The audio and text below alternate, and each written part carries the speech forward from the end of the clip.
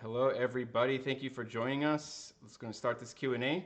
My name is Chris Kalis. I'm an associate professor here at DePaul. I teach motion graphics and I do some sound, and I'm joined here by my colleague and my co-host Jacob Ciocci. He's also an assistant professor here at DePaul. He's also the co-founder of an art collective known as Paper Red. And we're both, Jacob and I are both very excited to welcome artist Matt Furie, author of Boys Club, Night Riders, his new book, Mind Viscosity, obviously the subject of the documentary you just viewed, and Arthur Jones, and there's Mind Viscosity in its all its puffy glory. And Arthur Jones, who's the director, animator, producer, motion graphics guru, who himself is an artist and an illustrator. So this is our first ever event where we're not in person. So generally there's an audience, and I think people would be applauding you on your wonderful work. And since you can't hear them or see them, just want to thank you guys and an extended thank you to everybody involved in the creation of this film. I think it's a really phenomenal effort, and I think you can really see the passion for the subject matter, translated through all the elements of it, storytelling, editing, the very detailed, vivid animation, even the sound and music I'm noticing on my third time through. And it's so many things. It's relevant, it's funny, it's trippy, it's unsettling, it's inspiring, it's authentic, it's downright horrific. There are memes and YouTube videos that are burned into my brain now. And I think Sorry about that. No, it's great. It's great because I think it touches on an array of different topics. That's a great starting point for discussions talking about contemporary culture, and especially in this. We all are about the same age, but for an audience of students that grew up just fully online, I think it's a great way to develop a conversation. And with that, there's a YouTube chat. You can put your questions in there. They're going to be sourced over to me and Jacob so that we can have some interaction here. But I think I'd like to start off maybe just talking a little bit about, if we can, we were a little bit before, when we got started here. I know in the film, Matt, you talk about the origins of Pepe and his origins in MS Paint and working at the thrift store. But can you talk a little bit about other things that influenced you and to create anthropomorphic characters and why that kind of resonates with you? Yeah. Well, I should just mention, since we're talking with Jacob here, that, his art collective, Paper Red, my comic boys club wouldn't exist without it. And a lot of my aesthetic, I kind of draw from them. And so I'm really excited to be here. I just,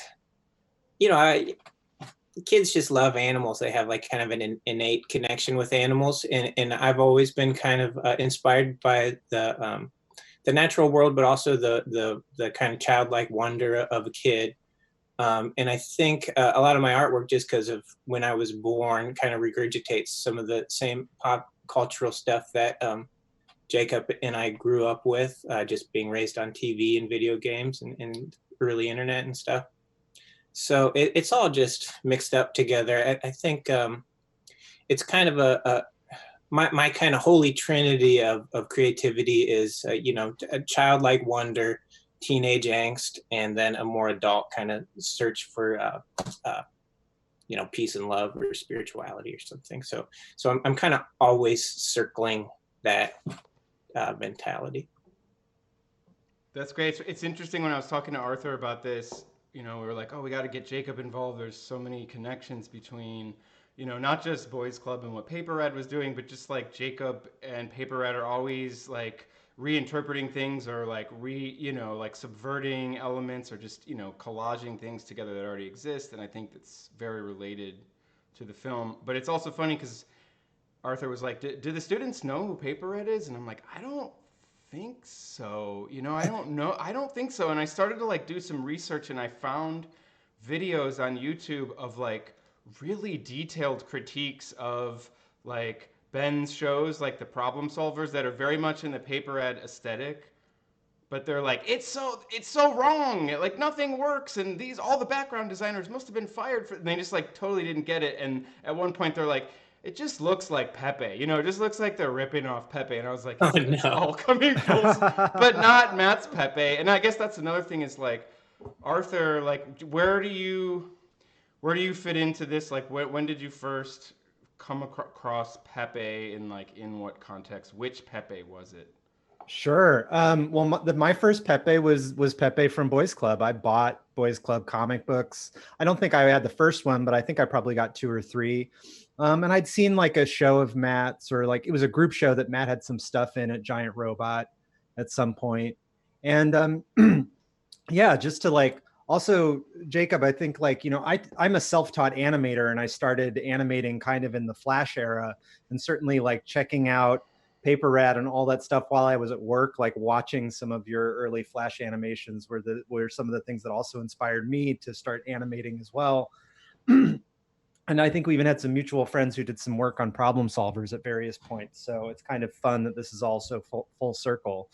Pepe as a meme, I'm trying to think the first time I saw Pepe as the meme. It might have been when he started to pop up on the news, and that was like, I remember having this feeling that was like, oh no, Pepe is lost. What is happening? And then since I'd maybe understood the comics, I felt like maybe I had some knowledge of the story that maybe other people didn't have. I was like, do people know about Matt's work? It was all a little bit confusing and strange. But I'd always seen the like immediate appeal of Matt's artwork. My friend Una had like a postcard. It was kind of like this demon boy riding a little scooter. And I remember asking Una, like, oh, who drew that? And she's like, oh, this guy, Matt Furie. I think that was the first time I saw it. I remember that was kind of a sticky image for me. So yeah, I'm not sure the exact time I saw Pepe loose in the world. But the context was Matt's Pepe. And like, I think Correct. Yeah. Jacob and I both are fans of Boys Club and fans of you, Matt. And like, for us, it's very easy to disassociate your Pepe from the Pepe that you see on the Chans, or just like the computer Photoshop version. And it's sort of frustrating, like, so is that, I wonder, was part of this movie to kind of like let other people know about that disassociation and kind of give Pepe his proper place, within the canon of whatever weird culture that we live in now? We, as Giorgio, who is like my chief collaborator on the project, he talks a lot about canonizing Pepe. And I think like in some ways we definitely thought that Feels Good Man could at least people know Matt's true intentions, and then also understand whenever they would see a meme version of Pepe, at least in the back of their minds, they would sort of understand where Pepe came from and what Matt's intentions were as an artist, because there's obviously all manner of culture that gets remixed and reappropriated. But when you see, like, for instance, a Nazi version of Mickey Mouse or a Nazi version of SpongeBob SquarePants, you're aware that Nazi version is a derivation. Whereas if you saw like a up version of Pepe, maybe you wouldn't be quite so aware that this was a derivation of Pepe in the original intent. So that was something that we thought about, and part of that was we wanted to make sure that Pepe and all of the Boys Club characters in the film had a real stage presence, that the animations in the film felt different than the stuff that we were finding on the internet. And so we sought to kind of make the animations feel very like beautiful and specific and true to Matt's like original vision. And that was something that we talked a lot about. And we also purposely, in those animations, we didn't have like all of a sudden like a Donald Trump Pepe wandering around or something. We wanted to keep that stuff very contained into like Matt's aesthetic universe. Related question to that is sort of the behind the scenes process of the documentary. Was there a moment where the documentary was just like, not even a documentary, just like the original ideas? How much back and forth was there between the two of you before you decided this is a documentary, we're going to do the whole story as if it's a real a standard documentary, not an experimental documentary? What was the process like for having the project unfold? How organic versus here's the story we're going to tell it? Was it? Well, I can just say, just right off the top, me and Arthur met on a hike in Los Angeles through his now girlfriend Carrie, and I worked with Carrie back in the day in San Francisco, and I noticed that you're wearing a Stinking Rose shirt, Jacob, and that's from San Francisco, so that's cool. I met Jacob a few times in San Francisco. I'm a fan of extreme animals, I should mention. And, you know, Pepe, and this whole thing wouldn't even exist without Jacob. So if you're a student of Jacob here, he's the reason for all this, so I blame him. On some levels, all of our questions are going to go back to Jacob. Yeah, I'm ready to talk about Jacob for an hour. I'm kind of sick of talking about the Pepe thing. I just want to pick Jacob's mind here and see what's happening. And that's true. I saw Extreme Animals too. What was that space on Milwaukee Avenue across from the Village Thrift? Yeah, I saw Extreme Animals at Buddy. The legendary Buddy. The Buddy is back. Yeah, the Buddy. In the Chicago Cultural Center. Edmar has brought the spirit of Buddy back, and it's more of a store now. Yeah, if it wasn't for the pandemic, you could like actually go there. But Buddy is back. Wild. Yeah. To go back on track, but Arthur and I met on this hike, and then he was talking about Boys Club. He was familiar with that. I was impressed that he knew what it was and stuff. And then we just we connected instantly, and talked about it. Arthur was into animation, and so was I. So we were kind of spitballing ideas in Hollywood and stuff, and doing that whole thing. And we were trying to come up with a pilot, and Arthur written up a great script for a Boys Club pilot and stuff. And we even had a meeting with like Dan Harmon, the guy that did I don't know if this is classified or whatever, but who cares? It's fine. I think he did. Okay. And so we talked to some weird Vice guy and stuff. So we were just trying to figure out what to do with it, because it was like so out of control. This was post the hate symbol thing too, I think, right? Right. Yeah, this was after that. Yeah, we talked to a guy who kind of looked like Rick Rubin and had a sports car in his living room about do you remember that guy? The guy with we talked to some people, and at a certain point we just kind of realized that maybe some of the negativity surrounding Pepe was like maybe a little bit too much for someone to like sign on and work on a Boys Club cartoon in any capacity. And so then I had this idea to make a documentary about all of it.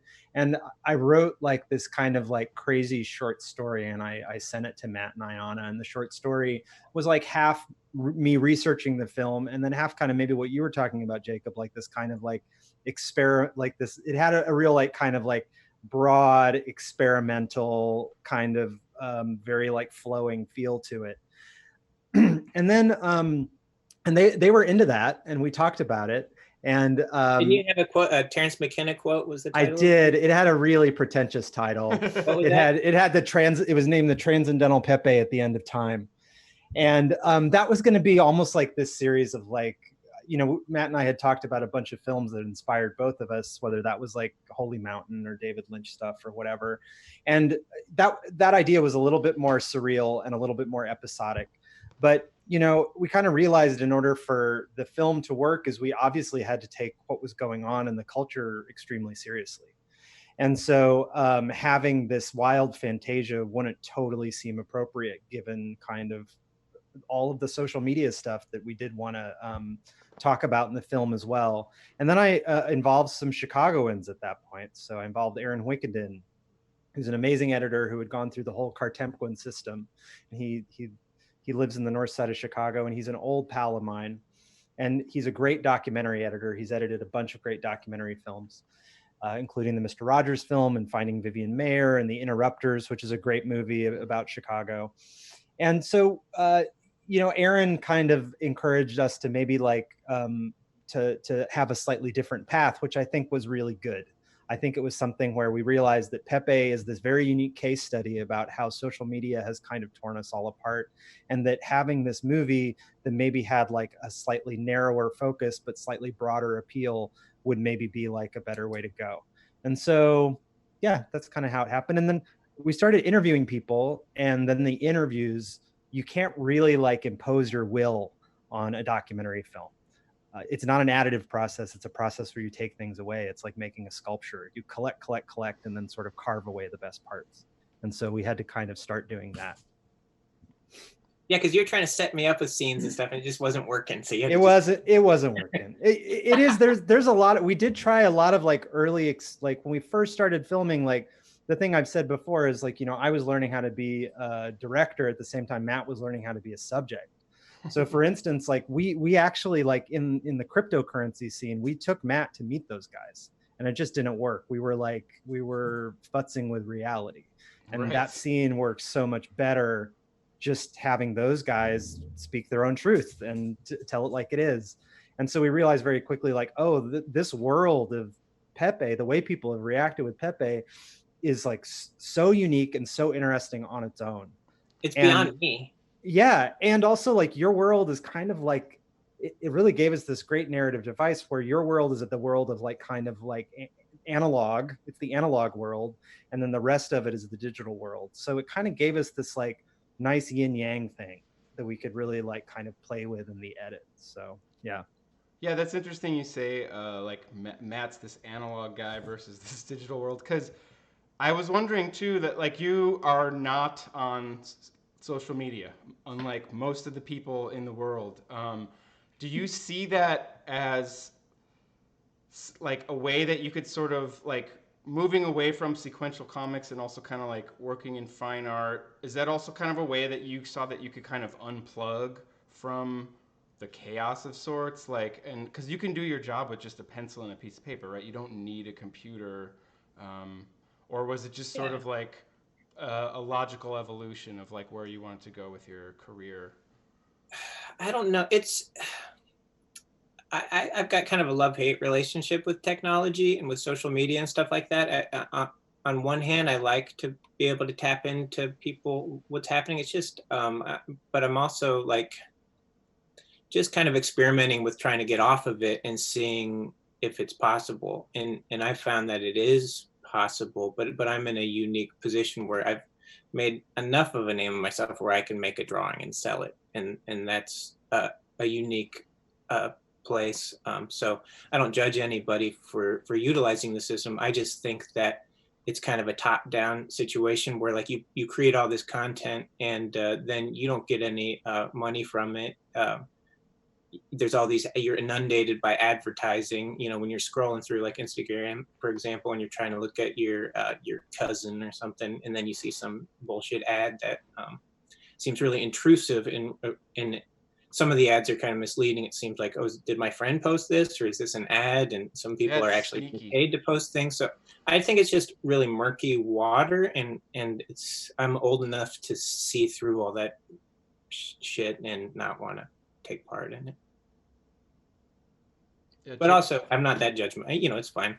Like, I scroll through stuff. In fact, I was telling Jacob, when we were making the movie, this is just a little anecdote about it, because I got Jacob here, but we were in Vancouver with those cryptocurrency guys and stuff, and I went to a Chinese restaurant by myself, and at the time I had a flip phone, so I kept getting lost because I didn't have my GPS.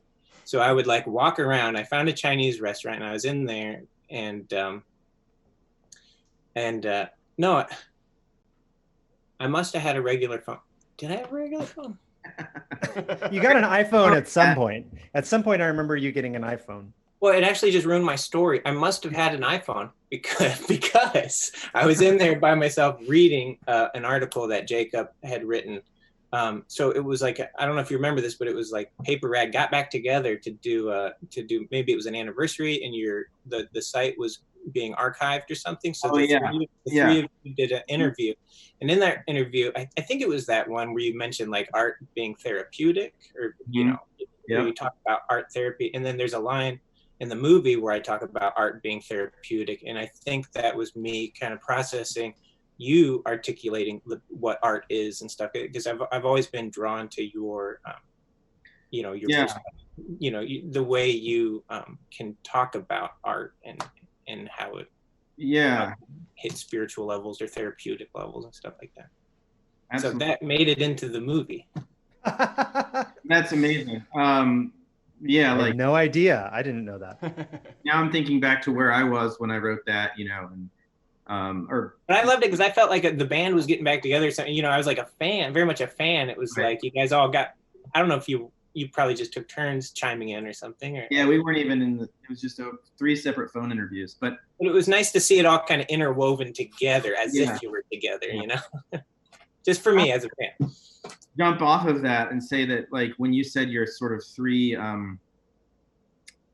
what was it? It was childlike wonder, teen angst, and then this sort of adult kind of existential questions. I don't know, the adult one I'm riffing on, but yeah, like that's definitely something that is, having that kind of those three things in everything that I make or that I think about when I'm making it, like goes back to kind of trying to check off all those lists. But Yeah. I'm wondering, the one that I think's related to the history of Pepe is the second one, which is teen angst. So like to think about, because I've never rejected like anger, hatred, or those kinds of feelings in the art that I make. It's in there, and I think it's probably in Boys Club or certain things that you make too. And so I'm wondering, what is, for both you, Matt, and Arthur, like, how do you see like these distinctions between different types of angry or alienated expression? Like we're all a product, I think all four of us probably, of indie comics in the 90s and like underground rock and roll, and those are both very angsty worlds. Like the characters and the bands are often very angry. So what is the connection, and what has been in your experience with like different forms of social dissent, subversiveness in relation to this like teen angst, and how do you see what you guys make as different than what people on 4chan are doing? That's a good question. I think for just me, like, I think you encapsulate that with Extreme Animals, because it is kind of angsty. You're up there, you're yelling and screaming, and very much it's a visceral kind of angsty thing, but it's also funny because it's like goofy ass music, and it's very kind of positive too. And it's almost like maybe that, I say a line in the movie that's like hardcore happy. Yeah. And, I think that's something that you embody, is this hardcore happiness kind of this tone to your work that is very much influential to me. Mm-hmm. And also that kind of comes from like the rave scene, happy hardcore. And I think happy hardcore is pretty interesting because it's like, it's hardcore and it's hard to listen to, but it's like extremely happy too. And I don't know, I like the when all three of you hit all three buttons, all three of those buttons. I had wondered if that was a rave reference, if that was actually. I mean, happy hardcore, I think, is a type of. Yeah, it's like sped up, very happy. Yeah, it's like. Yeah, I don't know. Yeah, relentless. Which is probably influence on your stuff, right, Jake? Oh, absolutely. Yeah. But, that was a huge game changer when I discovered it late. I was not a raver in high school. I was an indie rock kid. So, like Nirvana, all of this very sad, very angsty music. I'm always trying to figure out, like, what would a 4chan kid have thought of? What would Nirvana think of 4chan and vice versa? Because they were such, different models of teen angst. Like a product of that, but then discovered happy hardcore later and was super excited by, this sort of juxtaposition of like rainbow positivity and just like punishing, brutal sound. Which again was like happening a lot in the early 2000s with all the music everyone was making, Lightning Bolt being a great example of a band that's like that. So, Arthur, what are your thoughts on this idea, this question about like the legacy or the history of rebellion, I guess, or like? Sure. I mean, I can speak to it mostly through my personal lens, and I can certainly I'll try to speak about it a little bit also in the 4chan context. I mean, anger has been such a huge motivating force in my life, and something that I constantly have to sort of modulate between, in part because I mean, I was an extremely angry teenager, and that anger went through various sort of like phases. Like when I was 14 or 15, like I grew up in a very conservative household. I grew up in a small town. I was like chubby and self-loathing and angry, and I'm kind of like proto red pilled. And I spent like a lot of my like late teens and early 20s coming out of this. And then like finding my way into kind of like underground music and underground art making. I was in Providence during the noise era.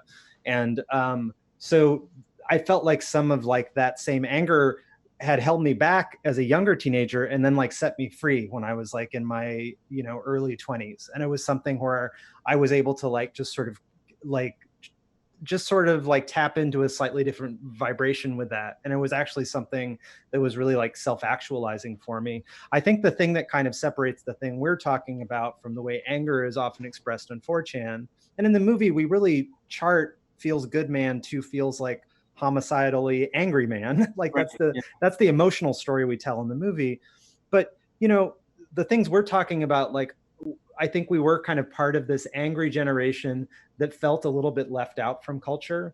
And, you know, if you're thinking about this in terms of generational cycles, like we're at the end of Gen X. We're probably never going to have like political power because of like our generation getting sort of kind of sandwiched between things.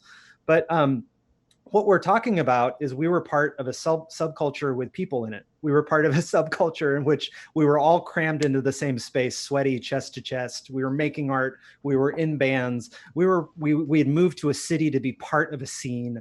And 4chan is actually a place that is quite the opposite of that. It's people who are like very far apart from each other, people that aren't sort of like, you know, making mistakes and falling in love in real time and like learning sort of different kinds of life lessons. It's kind of this hermetically sealed world.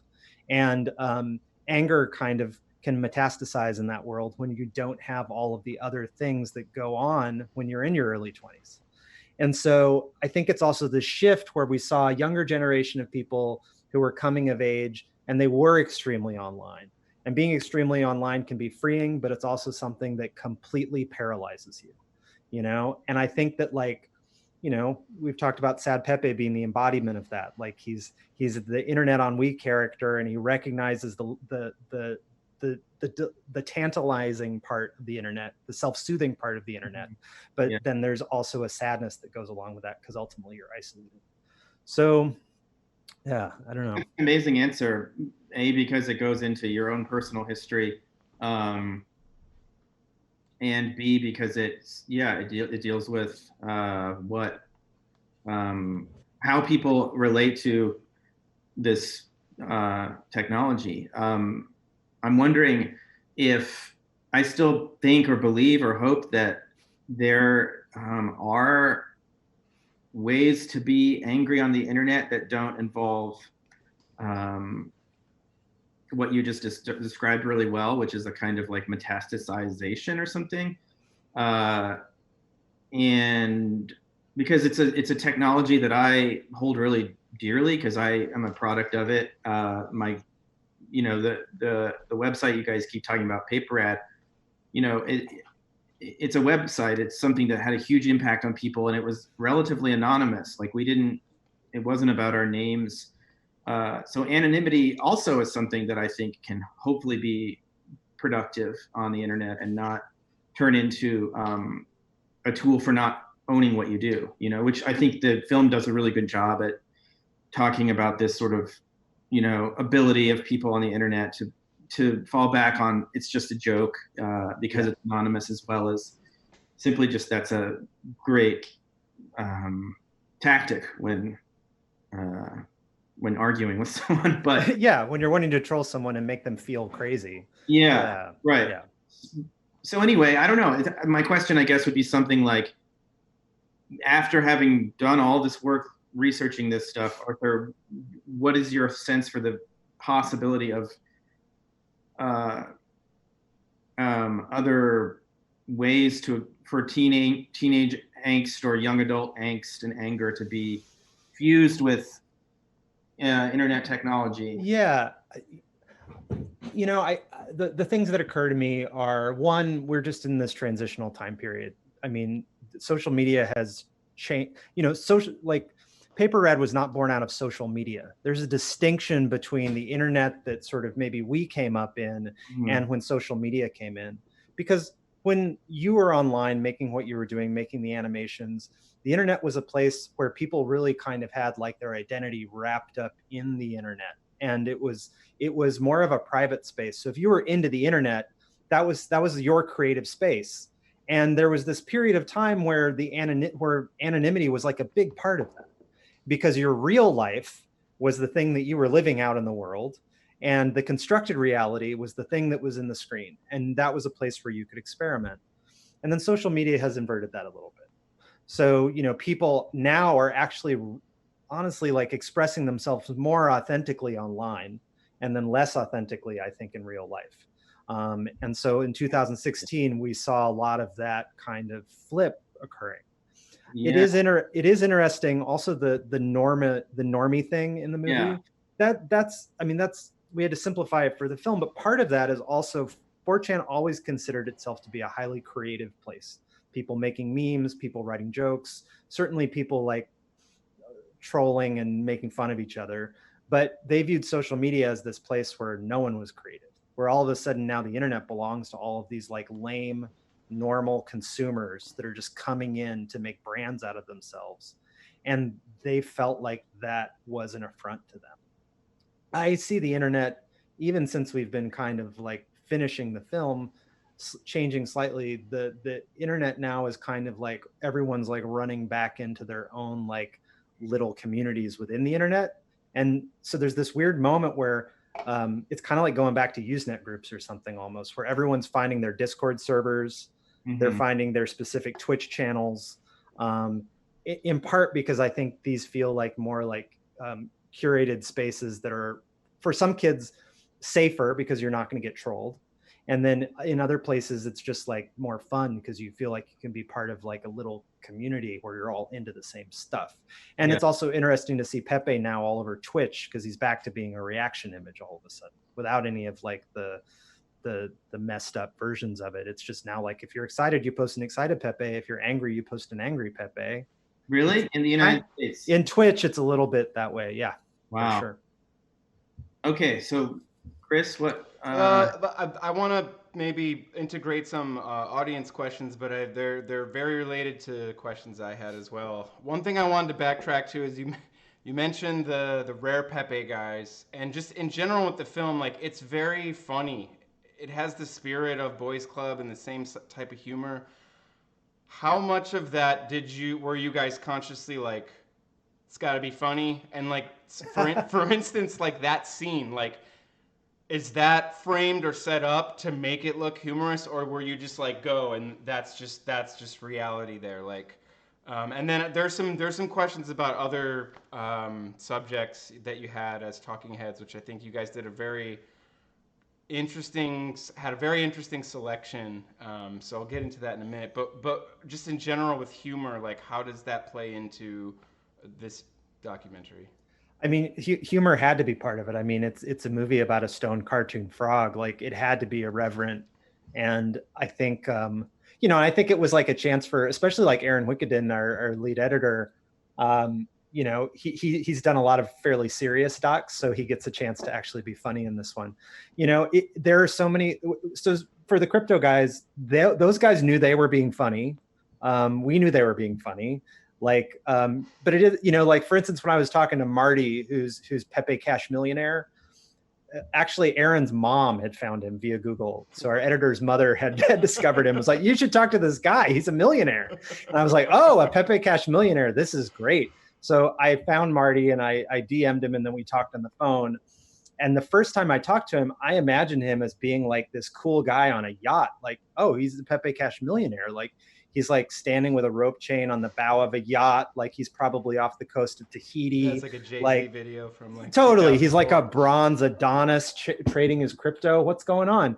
And then we meet him, and he's actually like this relatively like, sweet guy who trades Bitcoin in a ship that he bought for about $4,000 to $5,000. And he lives on it, illegally dry docked behind someone else's condo. And, and even like Peter kind of, he kind of like, all Marty told me was there's this other guy who's going to come to the interview and he's going to show up in a Lamborghini. And I was like, what? All right, cool. And then he shows up wearing the Pepe shirt.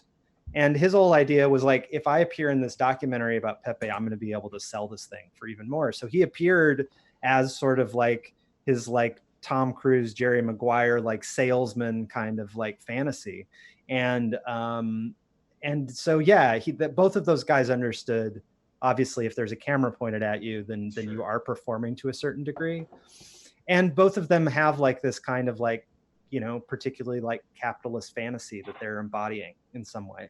And so, you know, I did think that was interesting. And yet again, it's like, you know, they had known each other from this message board, essentially, that was a very specific Pepe Cash trading message board. They hadn't met each other. And that was also kind of an interesting thing to see, like, oh, they really liked each other online, and then in reality there was like a little social awkwardness, a little tension for sure. So yeah, that was such a like funny, weird weekend. It was also the moment where I think we kind of found the movie, like Matt was talking about. Like, Matt came along and we had an awesome time hanging out in Vancouver, and part of that awesome time was like, maybe we have to figure out kind of what the rules for the filmmaking are. But yeah, it always had to be funny, for sure. And then here's a question from Dan Henrik. He says, Arthur, how did you come across the scholar of magic/sorcery? Was he brought in to talk about tech? I really enjoyed his original perspective. And I think he's talking about, his name's John Michael Green, right? He's an occult author. Also enjoyed this. So yeah, his name's John Michael Greer. And yeah, and he's written over 40 books. So meme magic is something that a lot of people have actually talked about. So when we were making the film, there was always a note card on the board that was like meme magic ? And John's not the only person to like necessarily write about it from the esoteric perspective. There's another guy who was the original bass player in Blondie. What's his last name? It's going to come to me. Anyway, he's also written a lot of good books about memes more in like this ancient context. So anyway, we were looking for someone to talk about meme magic. And so Giorgio, my production partner on it, a friend had emailed him and said, hey, there's this guy you should think about. And then John Michael Greer has this blog spot called Ecosophia, and he'd written a four-part entry on Pepe and Keck.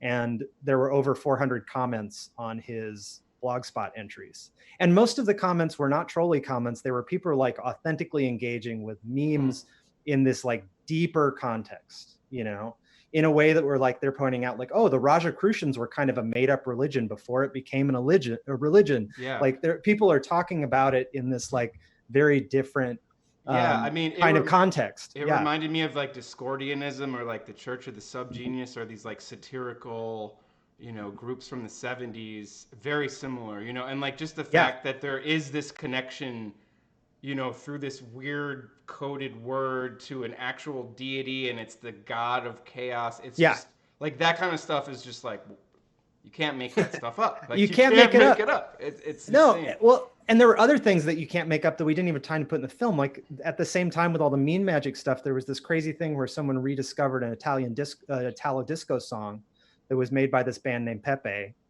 and it had been put on a record called Magic Tux, and the logo was a frog that looked similar to Pepe. But then that song had kind of become a tool for trolls, so it was like, I don't know if I want to put that in there. But the song itself is kind of amazing, and the coincidences. When's the song? It's a contemporary song, or no? It's an older song. It's from like the Italo disco era. Yeah, and it was like a kind of an obscure 45, and that had been discovered as well. And so that was woven in as like this is like our hymn in our sort of Pepe has like 4chan is kind of like its own fake religious community. Pepe is now the fake religious deity in this religious community. And so of course that's all a joke, but at the same time we are talking about how the imagination works through culture and travels and spreads. So anyway, John was a gift to the film that we could never have predicted when we started making it.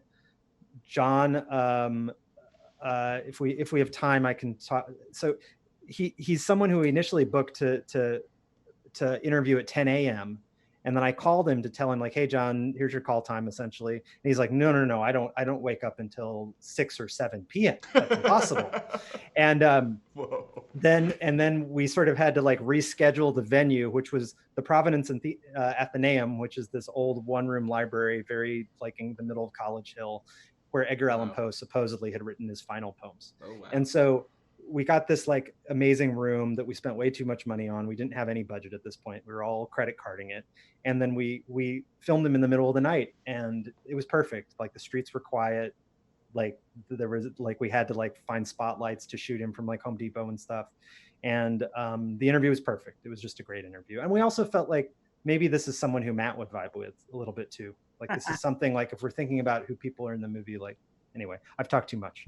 I did. I really like that guy. And I think if I could just side note here, like, I think when you're to talk about kind of just cheesily about spirituality, I think that when you start to go down kind of this path of like looking for things beyond yourself or the unexplainable or something, I think coincidences, no matter what they are, start to resonate with you even more. If you become more open-minded about things that are unknown, then even these little things start to fall into place, and then you think whether it's true or not, it's a path, and then everything kind of becomes part of that path. And for me, on my own personal journey, I think that this film has really helped me on, in my journey of self-realization, and I could say that without irony, because I am interested in stuff like that. So I was really appreciative of that guy's perspective, because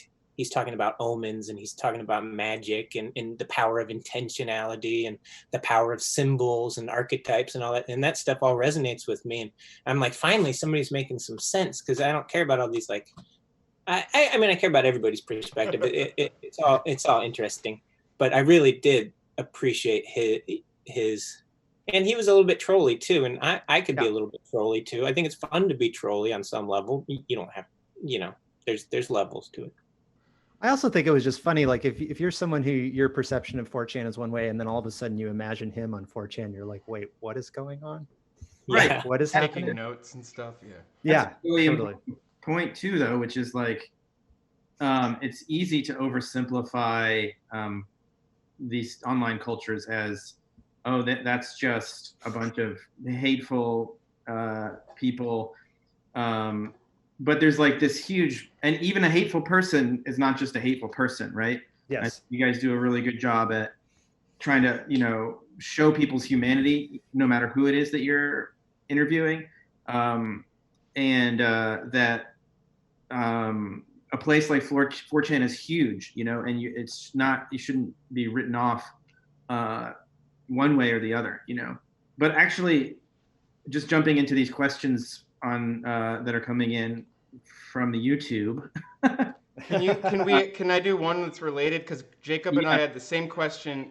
Maeve Terranova asks, when you're talking with John Michael Greer in the introductory scene, whose idea was it to do the little book magic effect? And there's these little moments that you guys put in this film that I think a lot of people notice and pick up on as just like little extra special touches of magic. If you're going to make a movie, you better have some fun making it. That was Giorgio's idea. That was Giorgio's very idea. Nice, so, very nice.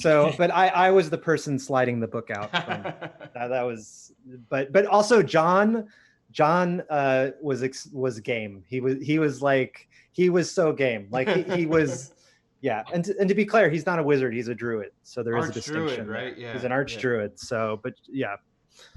My question that I like from the questions on YouTube is, I think, connected as well to what we were just talking about, just this idea of how big the internet is and how fast-paced it is and how hard it is to make a documentary about, which is Joseph Berg asks, a lot of filmmakers struggle with covering the internet as it can often come off as out of touch. Meme culture is ever changing, so did you have any worries that the film would come off as normie? I think that's a really good question, actually.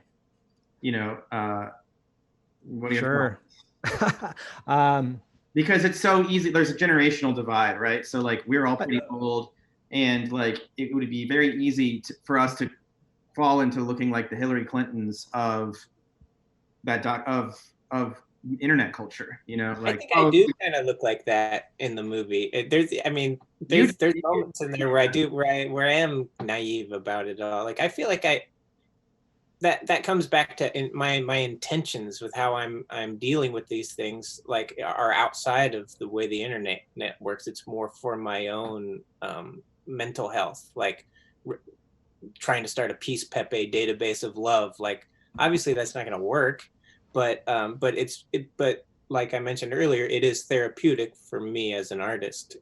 So you just gotta, and one of those guys says in the movie, like, you gotta own your weirdness or own your loserdom or something. So That's what it is for you. Like, you're owning your loserdom by doing something that you know is very, very cheesy and not cool and is not going to work, but you're going to do it anyway because it's what you need to do for you. I mean, speaking as somebody who's finally becoming an adult, I feel like that's honestly a little bit about what adulthood is yeah. You know what? This is not cool. I'm doing it anyway. Yeah. You know, it's not going to work, or it's not cool, or it's kind of like, what? That's what you're going to do, but you got to just do it anyways, and because that's who you are, and that's how you know. Arthur's mentioned this in a lot of interviews. He's just saying, well, I reacted to it the only way that I could have, and I forget what the question was, but yeah, Arthur. I mean, I think it's a question about documentary making and filmmaking, and how do you make an internet a documentary about the internet without it coming off as normie. Right. You know, there are plenty of people that think this is a normie version of Pepe. I mean, but you know, and it is, you know, we knew that the film had to have a certain kind of irreverence to it and a certain kind of humor, and ultimately that was the thing that was going to make it kind of appeal to all sorts of people, not just those who are extremely online. The other thing is we just did a tremendous amount of research. We didn't phone anything in. Like, you know, it was something where, you know, myself and our editors and our assistant editor, Caitlin, we spent a lot of time on 4chan, and we pulled, we have hard drives and hard drives filled with, like, you know, memes and research. And so we really kind of cared about getting it right.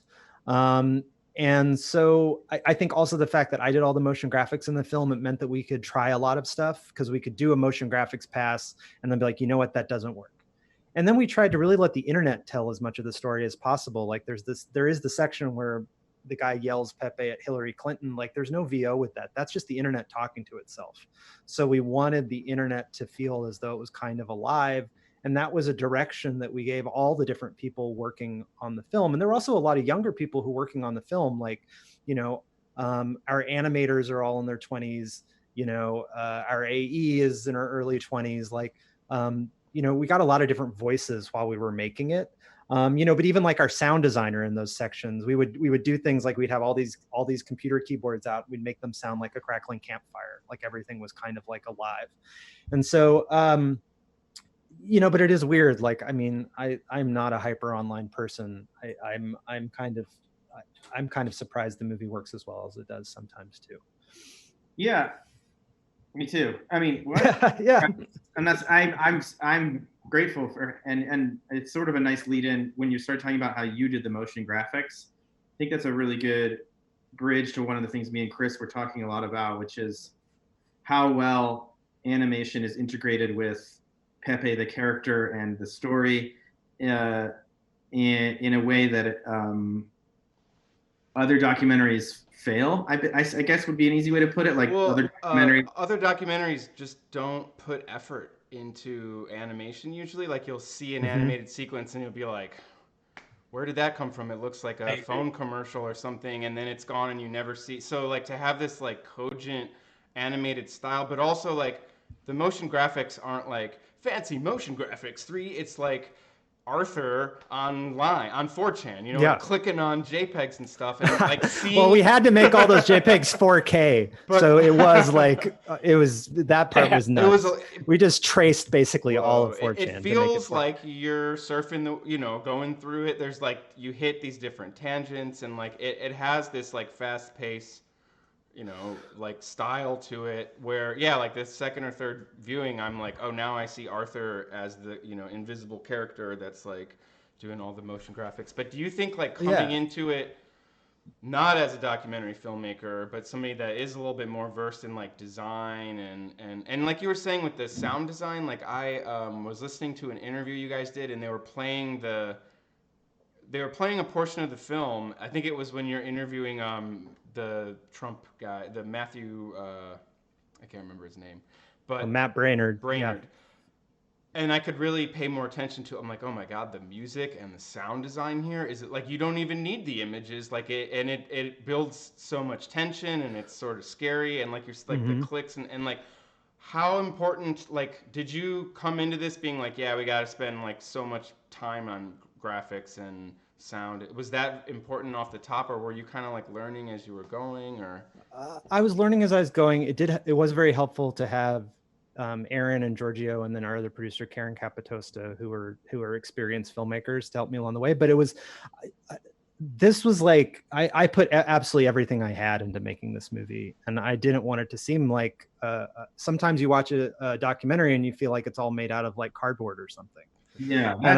And I wanted this to feel like everything was intentional. And maybe to go back to the other question about normie thing, I just wanted all the scenes to work on like 3 levels. And it could be 3 different levels, but we would approach like angst. Well, for me, it was like I wanted things to have like kind of an element of media studies. So, for instance, like the section with Hillary Clinton getting yelled at, that's telling the story of maybe the campaign slightly getting weird for Hillary, but then you see how it moves virally. And that's kind of another thing that takes you about like, all right, what are they saying about the way media travels right now? And then there's these other like sort of artistic elements where that was like, you can hear the keys furiously typing, and there you can, in that one, you can see a little bit more like pixel grid. And so, yeah, it's just like every section we wanted to like really kind of, so pixel grit would be 3. I was gonna say, yeah, wait, one is media studies, two is like you're actually kind of telling the story. I mean, the other thing is just the cartoons. Right. That's because those are different than the motion graphics. That's a different world and has a different feel. And most documentaries don't need cartoons in them, but luckily this movie needs lots of awesome cartoons. And so, it would be, I think me and Chris were saying, it'd be a very different documentary if it was cartoon Pepe, but not, we know that Matt, you collaborated on that part, right? Like, so it feels like you helped out with that, right? Like a little bit. It's authentic, you know, it's faithful. It's like a faithful reproduction. Like you said, Trump is never walking into their world. Still Matt's boys club, but they're dealing with 2016, right? Like that's very clear. It doesn't feel like you have appropriated or tried to force boys club into 2016, you know, like I think that would be another way to make the film feel really normie, as if it was like somehow didn't feel authentic, you know. We have a million new questions. Cool. Actually, do we have a million new questions? I don't think we have a million. Everybody always wants to know about the 4chan guy. I'm sure there's like 3 or 4 questions in there. And how exactly do you find a person on 4chan, since no one really uses their name, and that's the whole point, right? And it's kind of against the rules to out yourself. So yeah. There's a question from Eric Q. How did you source 4chan/internet experts who didn't have a professional career? Or were there many of these types of sources you had to screen? Seems like there'd be a lot of people to choose from, but not all good for the doc and this story. What was your general experience trying to find people to tell this story of 4chan, since I know you didn't want to like just get people that experienced it maybe secondhand, and how was that difficult? I mean, we got lucky.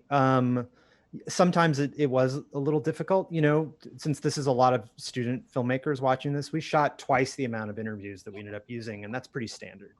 So we did talk to journalists who are great journalists whose writing I enjoyed, and then we'd shot an interview with them and they weren't covering new ground, or they didn't seem like they were kind of adding something new to the discussion, or maybe it just didn't have the right vibe of the film, or maybe they weren't funny enough or serious enough in the right kinds of ways.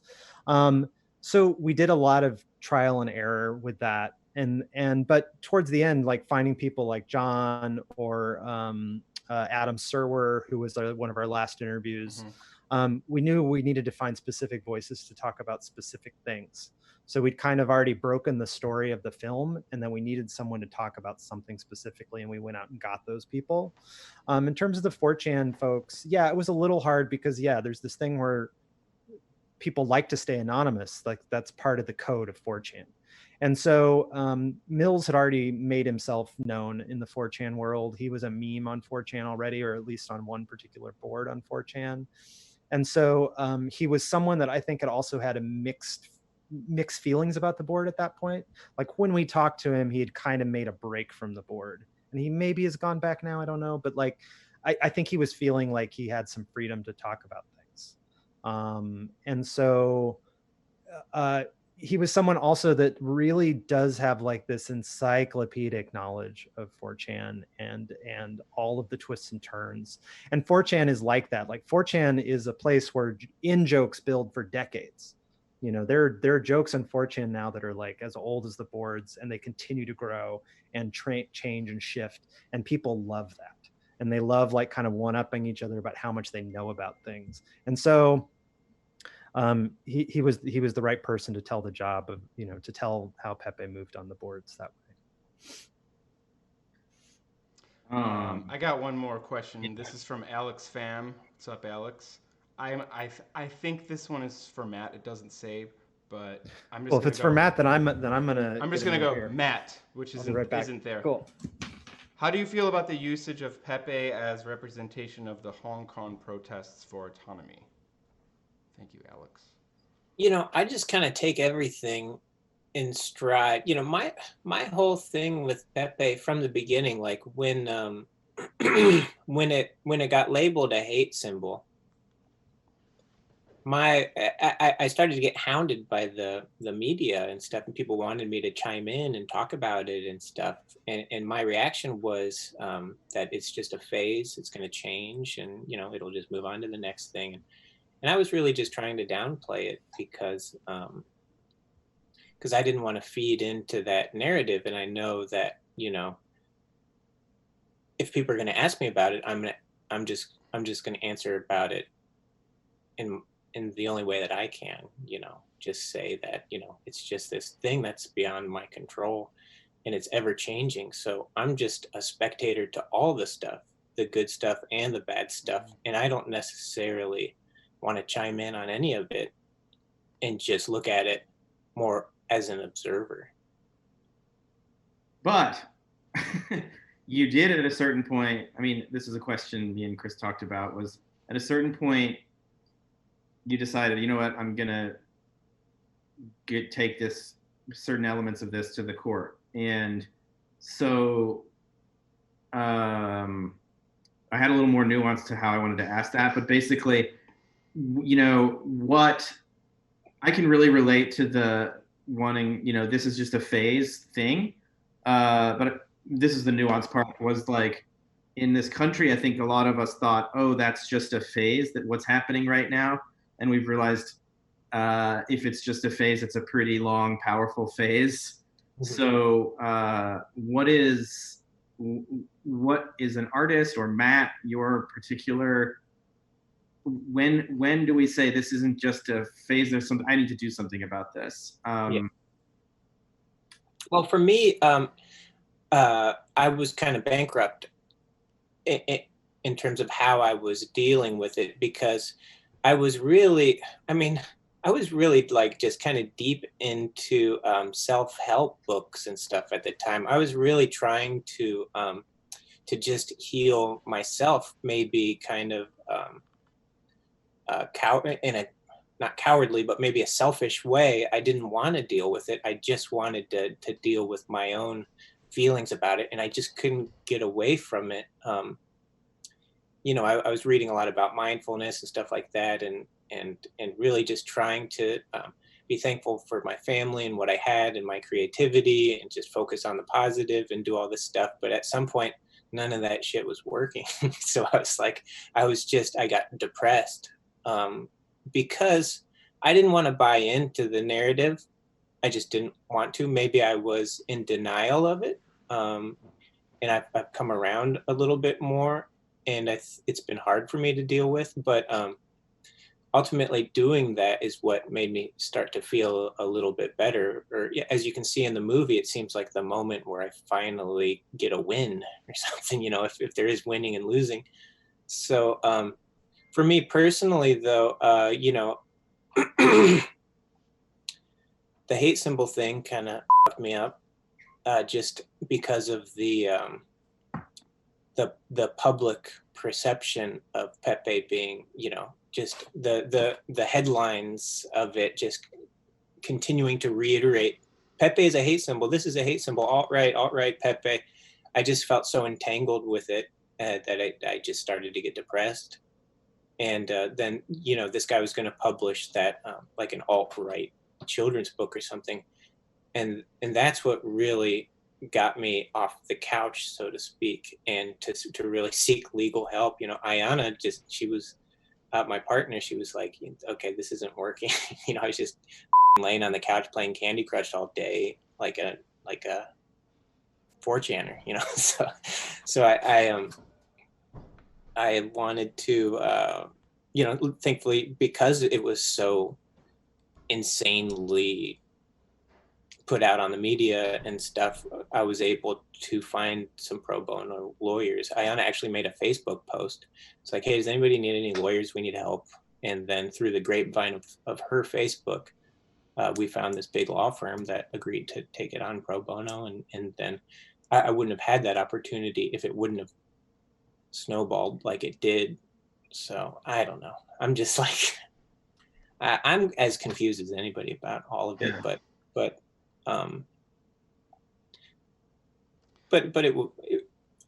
ultimately, and I think, Arthur, you've mentioned this before too. You can't relate, or I even say it in the movie. You can't ignore the problem. You got to go into the center of it and try to figure it out or something. Yeah. So maybe speak to like the cultural moment too, which is it's awkward for me to admit to it because I'm still kind of I prefer living in my own fantasy world, but that's not happening. Yeah, I mean, that after watching it a second time, that was the question I wrote down was this something about that. It's like, artists who want to live in their own fantasy world versus confront things that are really hard and challenging, and how and when do we try and do both, or and I guess it gets full circle back into like number two. If you're saying number one is childlike wonder, number two is teenage angst, Yeah. It rears its head whether you try and hide from it or not. I did get pissed off. I was pissed off on both sides. I was pissed off at the liberal perspective as much as the conservative perspective. I had no allies in this battle. Everybody was against me. I felt like the world was against me. But then I knew it's all in my head too, but it's not too. It's actually manifesting in the real world too. So I'm still trying to figure it out. I think culturally we're trying to figure it out. And it must be challenging because there's no books about this because it's never happened before. So there's no self-help book about how to recover from Pepe, Yeah. Like, even if you went to the therapist and you were like, here's what happened, they'd be like, you're the only person that this has happened to in the whole world. I did go see a therapist, and one of the therapist lines made it into the movie too, where I only went for one or two times. I didn't really vibe with her, and I was like, okay, I got what I needed, but she was like, yeah, you can't really be the victim in this. You have to just somehow use it to your advantage. Or I forget what exactly she said, but I think and I don't feel like a victim. I still don't. I feel I've come full circle now, and I feel that the Pepe thing is kind of a gift because it's kind of a window into this cultural moment. It's kind of helped me grow as a person, and yeah, absolutely. I mean, hard to talk about without like feeling like kind of emotional, actually. Yeah, the doc is especially, I feel, is a gift because just the last week, it's like PBS. Where else is it? It just seems like it's bubbling up, and it's a conversation that people have been wanting to have, and all of a sudden, you guys are enabling it to happen in a really respectful way. At least that's how it seems to me. Yeah, it's been great. PBS it was great to work with. It got seen by over 1 million people, which was crazy. And it's going to be on the BBC. It's going to be screening in Australia and New Zealand, which is all great. The only real bummer of it is we don't get to go. If it wasn't the pandemic, we'd all be going to Australia right now. But you know, I'm excited that this is a conversation that people all over the world, especially artists, can sort of see themselves within this story. And it's a film that people feel personal about, which is the thing that I think we had always hoped as a filmmaking team. You know, it's going to be a cult film that I think people are going to find and then feel like an attachment to. And so, yeah, I think that was a lot of our motivation to make it. So I am happy that people are responding to it. I mean, yeah, that what you said, Matt, about, you know, an artist kind of feeling powerless and caught in the middle between all of these, when your work becomes public and all of a sudden there's this like life, you don't want to pick sides, you know? I think that's very relatable to a lot of artists that I know. Not that we don't have our own personal political opinions or beliefs or values, but that when you are forced to pick a side about something that you never even, that's not what you were thinking about at all, then all of a sudden you're making a new art. You're being forced to make a new Pepe, you know, like, and it can be very painful and confusing, you know. I think it's also something like most artists have to kind of divorce themselves from culture to do what they do anyway. Like we're kind of making a choice to maybe stand outside of culture a little bit because we're usually not making the decisions that make us any money or necessarily like, you know, they're not putting us on the same path that a lot of people are. And so I feel like maybe we're used to sort of standing from outside looking in and not feeling like we necessarily have agency in the rest of the world anyway, where we sort of self-isolate a little bit. It's an observer's role. It's from a point of the spectator or the observer. Right. Exactly. Well, so what you just said, what you were just describing really reminded me of this idea of isolation, pushing yourself out. I was like, oh, that's like the neat thing that you guys were talking about, you know? Yeah. And I was like, but then Matt, what you're saying, this idea of observing, that's different than trolling, you know? Like observing and synthesizing from the outside is different than I'm isolated, I'm on the outside and I'm gonna, but I'm gonna troll. Although it's from a place of extreme curiosity and being open to things. Curiosity is different than trolling. Yes, for sure. Trolls are very much a trope in paper red too, and in your aesthetics. So I'm wondering if you thought about was trolling a thing when you were making trolling a thing? And but it was almost, honestly, listen to this. It was like, yeah, troll. When now we're talking about trolls with hair, trolls. Yeah, but trolls is such a big part of it. I don't know. Alfie's kind of a troll. He's kind of a jerk. Yes. Yeah. There's always an element of trolling in paper red and the art collective I was in, but I think it's not, you know, back to this whole spiritual sort of magic thing. Like 2008 is when paper red fell apart. And I would say that was sort of the beginning of, you know, trolling in this way that like is manifested in a more aggressive spirit. And the trolls, like we never made art where the trolls were like, you know, Pepe trolls, because, you know, that our trolls were always like, they're a little mischievous, but we never adopted trolls in that. And again, we're talking about cartoons and animations, not 4chan posts, just so you know. Everybody. But yeah, it I had another question. I don't know how much longer we're going to do this. I mean, are we? I'm fine to keep talking if everyone else is. I'm enjoying this. This is a good Friday night for the pandemic. You know, honestly, it's a great Friday night. Yeah, I'm into it. Even without the pandemic. But yeah, like I wouldn't mind taking a quick break. I gotta refill my drink here. I'll be right back. You guys feel free to talk about me while I'm going. Perfect. Here's a good question. It's not, I think, what were some of the things going through? Oh, it's for Matt. Never mind. Can't ask that question. I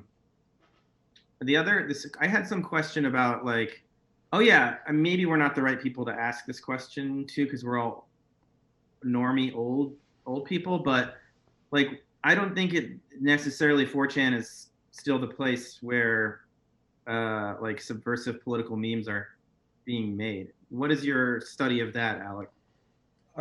Alex. People often call me Alex. Yeah. Well, Well, I know it. Alex. Yeah. 4chan, at least the politics board on 4chan is still pretty active.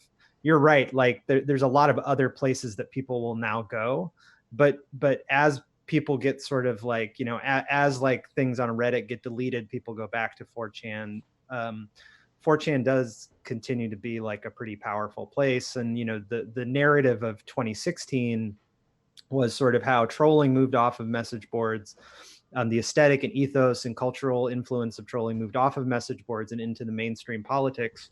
And here we are again 4 years later, and it's another 4chan thing that is now popping up, where instead of Pepe, it's QAnon, and the story is not about trolling, it's about misinformation. And misinformation has like elements of trolling contained within it, but you know, we're still seeing the influence of this, and it's maybe not sort of like used by as many people as it was at all. Like, you know, 4chan kind of peaked in its usership probably around 2008 or 2007, but it still is a place of a lot of influence and kind of where the internet zeitgeist is, especially the edgiest parts of the internet zeitgeist.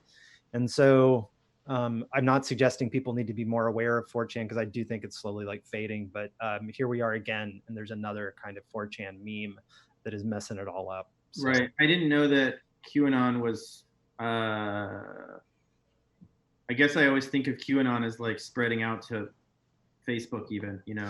Well, it is. It's most popular. It was most popular in Facebook groups, like closed Facebook groups, like Bible studies and stuff like that. But yeah, it kind of moved off of 4chan into 8chan into a variety of different places. But it started out as like a 4chan meme. So and not long ago, like it was like 2017 that all that started. So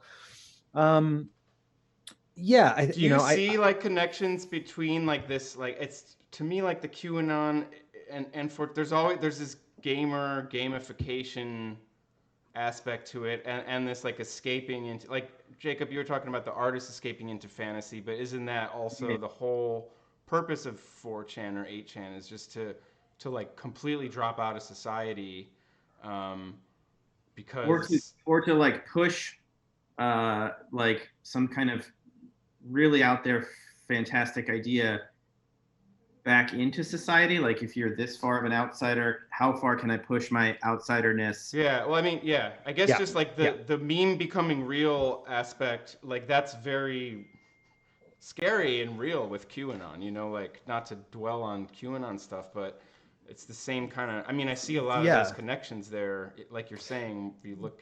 Yeah, it moved off of 4chan where it gained its real influence and power. It was always a joke on 4chan because people have always kind of joked around about creating like fake personas. Dale Baran, who's a talking head and feels good man, is a friend, did a great reply all a couple weeks ago about this, but nice. Which people could seek out if they're curious more about it. But my observations of QAnon, it is similar to maybe what we saw in 2016. Is it's indicative of the different ways generations on the internet attach themselves to things. So QAnon, at least when it first was really getting going with a larger group of people, it's mostly an older generation of evangelical Christians, none of whom have even heard of 4chan or care about it at all remotely. They just happen to like maybe have a harder time discerning what is real or not, or they have a more fantastical attachment to Christianity where they believe, you know, the devil is real and demons exist around us. But, you know, they don't have like the perspective to understand that this is all a hilarious joke for people who don't attribute meaning to the things that they choose to attribute meaning to. Now you're getting into something that's like, I'm wondering about with QAnon, and maybe this is the last QAnon thing we can do. More time on it. Anyway, it's like, so, because I was thinking about this too, of this idea of like older people and, wait, what was I going to say? Something about how QAnon is sort of like, does it matter that it was so I'm thinking about the 80s and satanic panic, right? Sure. Which sure. I think you actually may have, like you were saying, you grew up in an evangelical. Yeah, I would constantly, yeah, I mean, I listened to almost exclusively Christian music as a teenager. So all the bands I cared about I was a Christian heavy metal guy, and was really into that pretty powerfully. Right. And I would buy I would get like a Megadeth cassette or something like that, and then I would feel so guilty about it that I'd burn it because like because we would burn our trash out in the country. You just go to the barrel and burn it. And so I burnt my Nirvana Nevermind cassette at some point too, because I felt so like guilty about having that. Or I would like hide them in my car, and then my dad would find them, and then I'd have to burn them. So my question is, like, there's a lot of, not to, maybe I'm wrapping too many things together, but if we look at like the satanic panic from the 80s and this sort of like, oh my God, children are being abducted and abused by satanic cults. And we look at QAnon, Save the Children. Does it actually matter that it came from 4chan, or is the,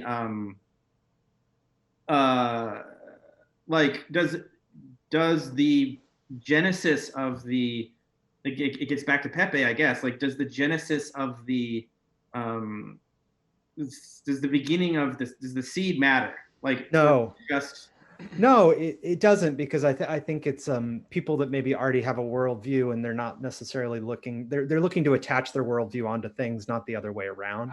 And then also fear doesn't have an origin, like, and there was also the moment of like, sort of, that was in the Capturing Friedman's documentary film, where people were thinking that all of these different preschools had sexual trauma problems, when in reality, a lot of it was like not true. It was the beginning of sort of therapeutic drugs being used and repressed memory therapy that often proves to not be real. Yeah. And this has been part of a cultural fantasy that people have been looking to attach themselves to for the last 30 years. And so it's kind of an updating of that in my view. And no, they don't care. They also don't care that all of the Q drops that were on 8chan are on a website that also sometimes has child pornography on it. Like there's a cognitive disconnect that I never understand with any of this stuff. So, yeah. Okay, yeah.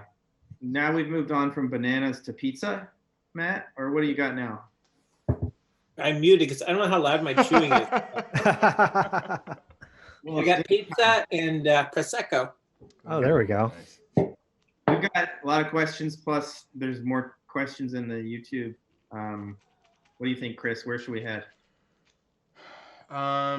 Let's maybe hit up a couple more YouTubes. You want to grab a couple? Do you think there's any? Well, I thought this one by someone named Eric. Any thoughts on capitalism and the 4chan troll feeling alienated by the winner-loser system? Sure. I'm not sure. Yeah, I'll just let you. I can't interpret every question, so. I mean, we're in a period of time where there's a lot of people who feel like they're from the outside looking in, and they feel as though that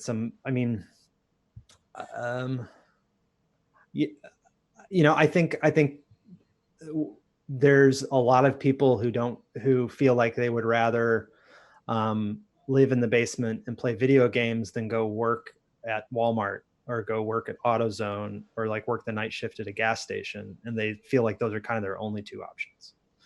And so we are kind of looking at this moment where if you're thinking about all of this in terms of like markets and demographics, where there's a generation of people who are, there's a lot of real fear in America. The real fears in America are that you might fall through the cracks, that you might break your leg or get hit by a bus and you'd be bankrupt by it, that you won't be able to find a job, that you aren't going to be able to find a partner. But people are sort of taking this moment and these real fears that people are experiencing because of the wealth inequality in America, and they're choosing then to take these other fears that are more of an age-old corruptive fear, xenophobia, racism, and then sort of push all of those real problems onto fake problems. And the internet has a way of turning those fake problems into like a real megaphone. And so I think, this is part of capitalism is there's always people who are hungry. There are always people who are from the outside looking in, and those people are always angry and always resentful. And we're having that moment where American precarity is coming to bite us in the ass. So that's my take on it. So, wow. What if a troll was like, you are such a typical like what? Yeah, like I'm such a typical what? Like I'm not looking at the YouTube comments, but no, there's not happening over there. I just mean like okay. There would be like someone would be like, no, that's not what the problem is. You're being brainwashed by the left to think that the problem is inequality. That's completely not the problem. The problem is, I mean, I guess what I'm getting at is this whole moment, you know, I mean, whatever. I think the thing between the left and the right is the right is always going to think this comes down to an individual. And the left is always going to assume that maybe this is like a problem with the system that we're all sort of living within. Right. And then, you know, I think there's also this convergence of, you know, I was kind of a libertarian kid in like maybe my teens and 20s. And there's this moment where like sort of these libertarian ideas are incredibly seductive when you're a young dude who's trying to figure out the world. You're trying to figure out a way to just like level up, to use a video game kind of thing, you know, and you're trying to figure out how to like fucking get a job and make money and like, you know, make a name for yourself.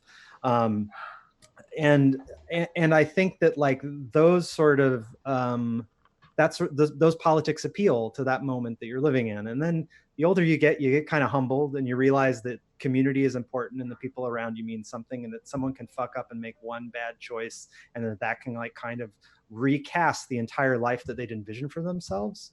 So I would say that my particular perspective on things is not something about being brainwashed by watching MSNBC or something. It's actually from being humbled in life. And also, I will say, it's also from collaborating with people. To make this movie, I couldn't be like a hyper individualist who like is making a documentary film for no fucking money.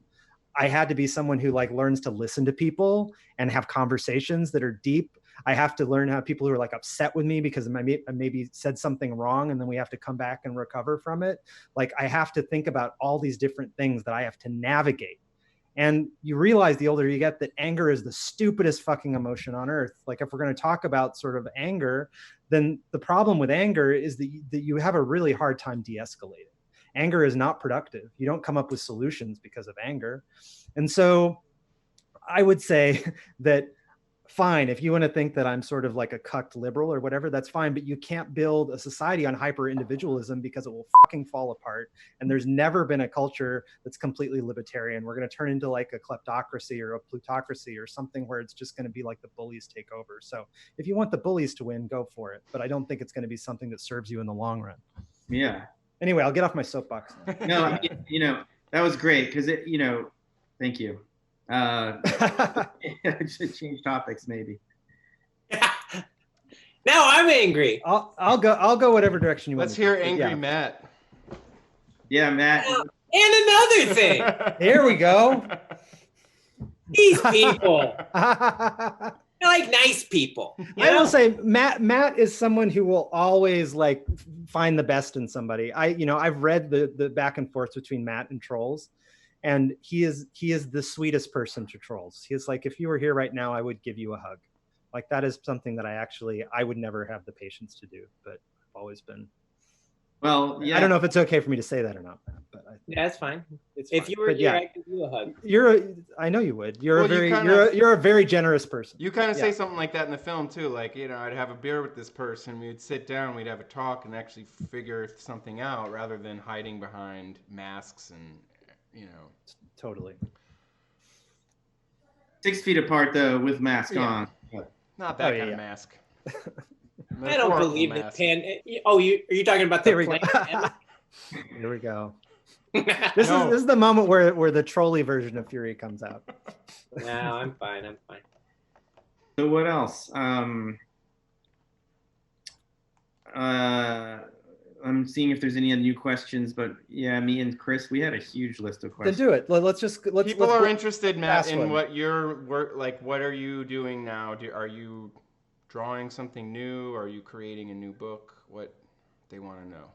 What's Matt up to? Yeah, I've got 3 books going on right now. I'm in the planning stages of a kid's book, another kid's book that I'm working on. I just spoke with a woman who is the captain of the ship at McSweeney's, who published my first children's book, and I'm going to make another one of those eventually. Then I'm kind of doing a book on dualities now. So this is kind of like the latest. I just want this, you be able to open up the book and then you can see 2 different sides. You got the happy side and then the sad side. And, it's pretty childish or whatever, but I just do it for fun. So my long-term goal with this is to just do enough of these drawings that I could fill a book with it and maybe have it done in the next 5 to 10 years. Is that what Mind Viscosity is? Is that like a collection of work that you've done, like, individually? That's like 15 years of work, probably. So I'm very much doing the long game with my creative stuff. You're making me feel like maybe you are like tapped in on some other alternate universe to like meme magic, because Pepe obviously, but then when you're like, okay, now you know what, I think I'll make a children's book about dualities, and I'm like, well, that's exactly what we were just talking about, with like people either see this side or this side. And I think from a children's book perspective, you're like thinking like, but look, all the ugly characters are cute too, and all of the cute characters are kind of ugly, Yeah. Again, back to wanting to, like, it's a duality, but you're trying to be like, no, they're not so different actually. I think with like online culture and troll culture, or just your own parents, your own mind, everything can be boiled down to its essence. And the essence is we're all children in a way, and we're some part of us. There's an innocence to everybody, and you're not going to tap into a troll or a clan member or a politician's innocence or their best self by making them an enemy and by amplifying the narrative that they are the enemy. You can see them more as a colleague or somebody that is suffering from a personality disorder or a mental disorder, or somebody that, and if they're too far gone, they can be somebody where you'll learn something about yourself through interacting with them, and you can turn it into a lesson rather than an enemy. And that's kind of like self-help 101 or whatever. So this is just partially stuff that I try to do in my own life. Also just regurgitating stuff.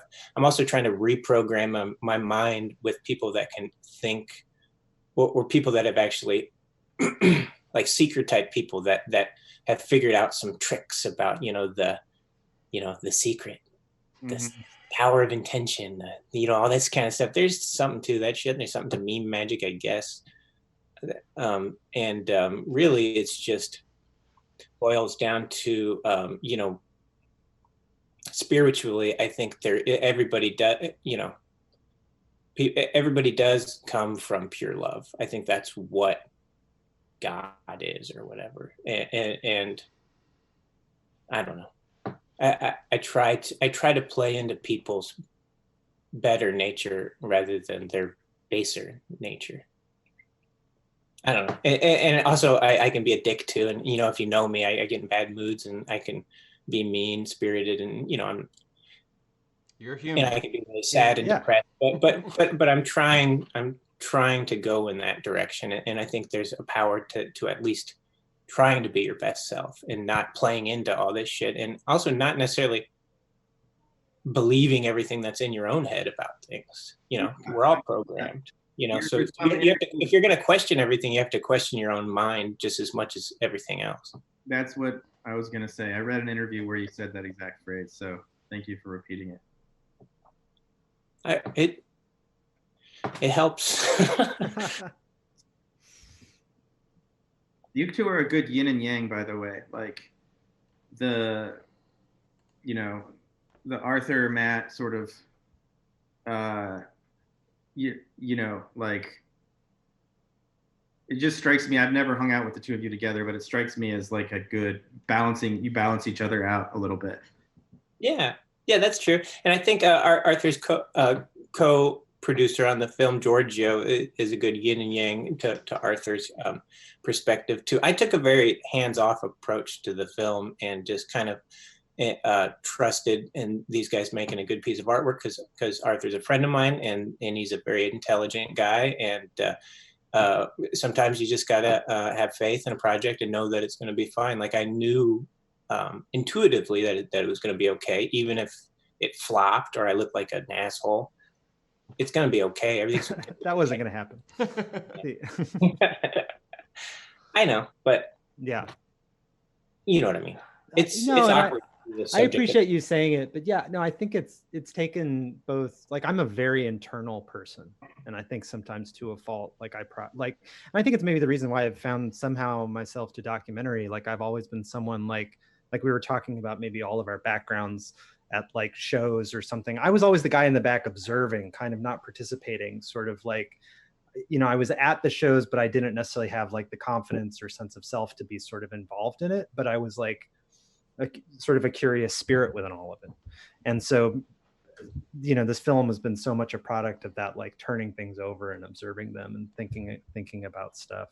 And then, yeah, it did really help to have Giorgio, who's this like very like gregarious Labrador that's just kind of like always keeping the ship moving. That was a really like amazing gift for this.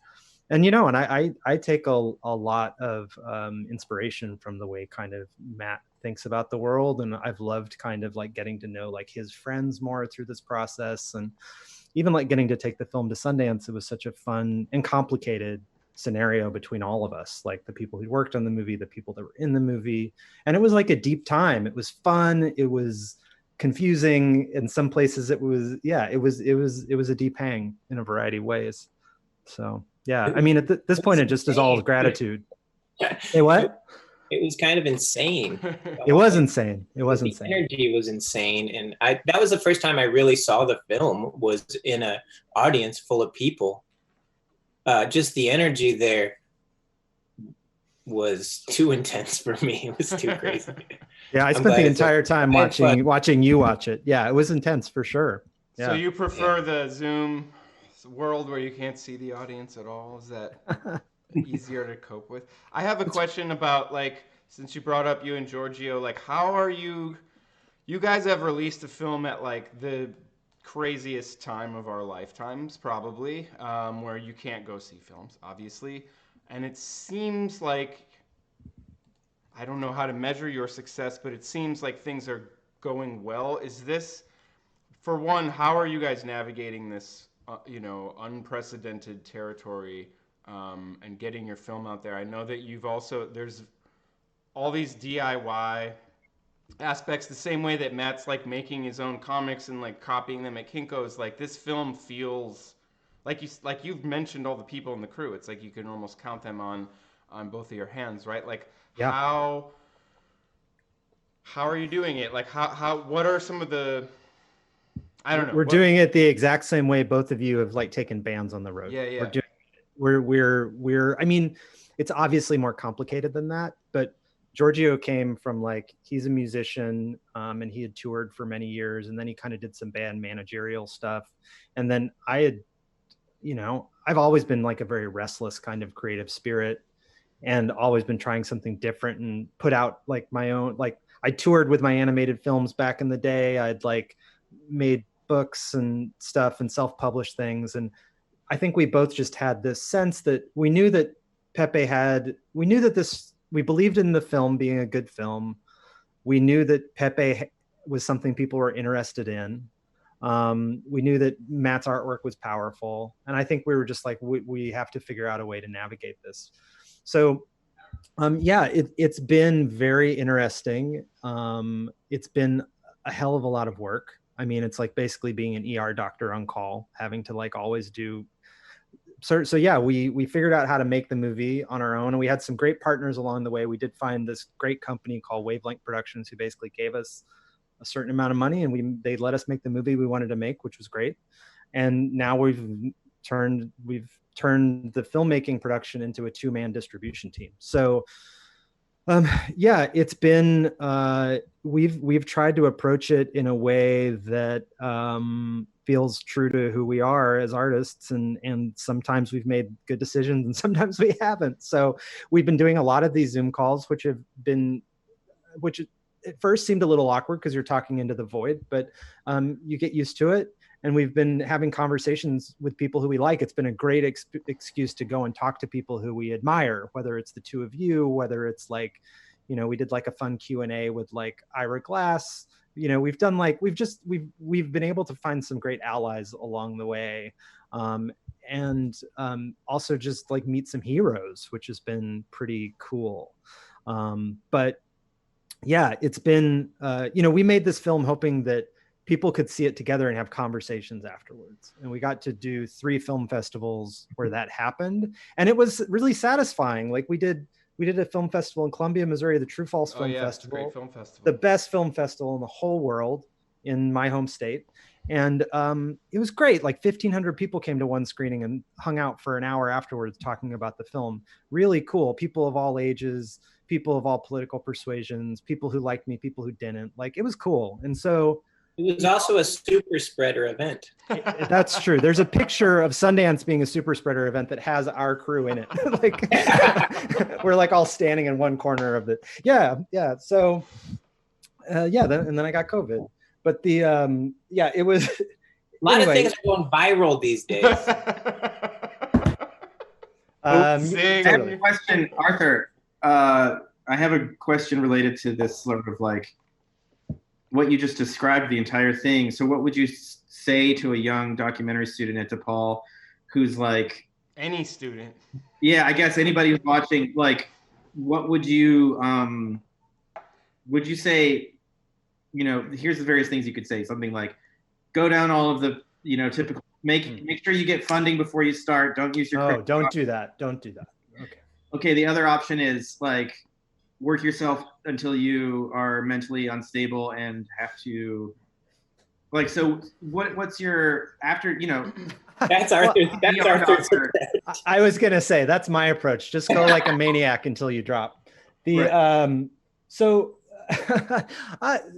I would say there's a couple kind of just like practical things that I've always learned from. And I mean, I'm an intense self-critic.